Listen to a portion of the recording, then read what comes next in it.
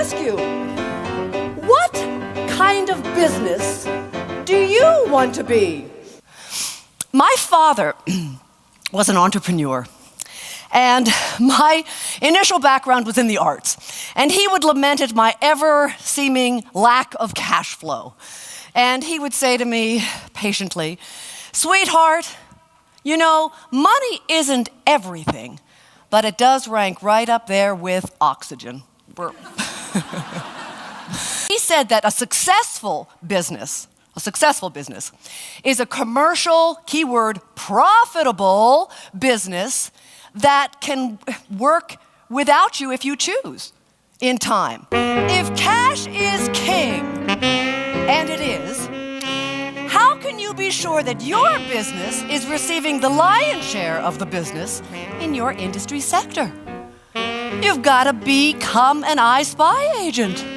You've got to shop your competition. You can't get there, your career, from here. You have to go step by step by step by step and build it. And all those little steps, everything, I hope you remember that when you stumble and fall, because you will. But that's where you learn the really, really good stuff. I'd like to ask too, how well do you know your audience? How well does your brand work with your audience? We learned something interesting when the economy shifted, and suddenly we had just as many leads coming in, but not as many people were coming to visit the venue. And I said to the sales team, "Well, what do you think it is?" They said, "I don't know." I said, "Why don't you go ask some of the brides why they're not coming back?" And they did.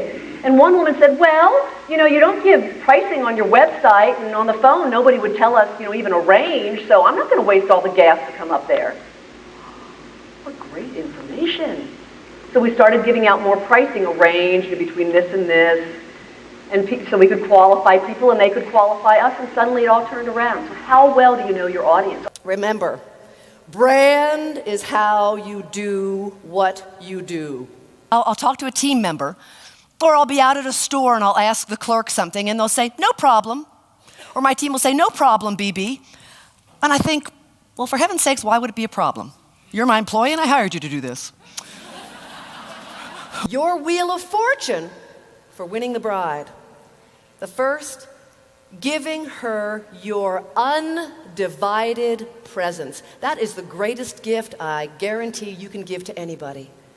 Put down your cell phone, be prepared for her, look the part, be polished, be dressed, have everything ready for her. Tell your team that she's coming in. "Hey, so-and-so is coming in." When you pass by, say hi to her. In fact, I think, what if we just made the choice to be delighted? Be delighted that we work in this incredible industry. Be delighted that we work with such great industry partners. Creating culture, creating processes and procedures, and having the right people working with you, and making sure that you have clear strategies and leveraging adversity. And that. Well, his sales in a year tripled.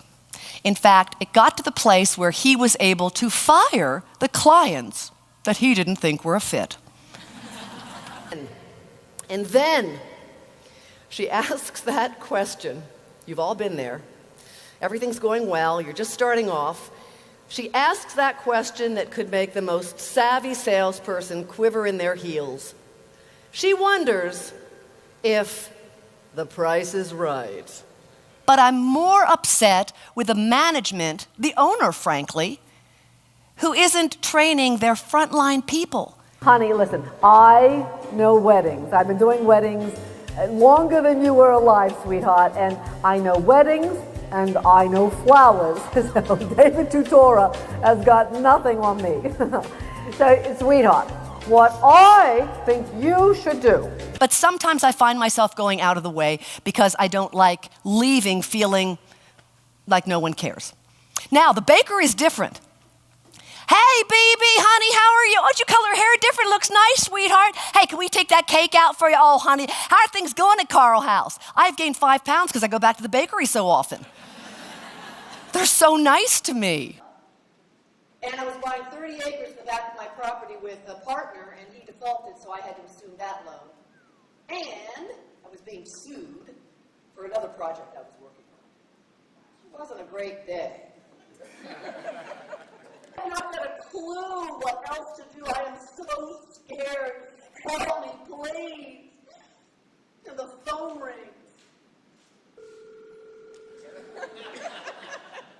do I leverage adversity? And that the way I do anything is the way I do everything. If I'm going to act like a victim and poor me, I'm not going to make it. How adversity rocks. Well, that's true, how it rocks. But I yes. started off saying adversity rocks and then saying, how preposterous. It stinks. It was kind of quiet when you said Yes, that in the yeah. room. It tears you up emotionally, it breaks you down physically, it makes you question spiritually, but it's no doubt one of the best teachers that any of us will ever have if we can sit with it and learn from it. When I look back at all the experiences, it's the hard stuff that taught me how to be a better businesswoman. It's the hard stuff, and I think we have to change our attitude instead of, oh, here comes another, travesty, to go, thank you, here comes a hard one, let me see how good I am. You can't create what you don't dream of.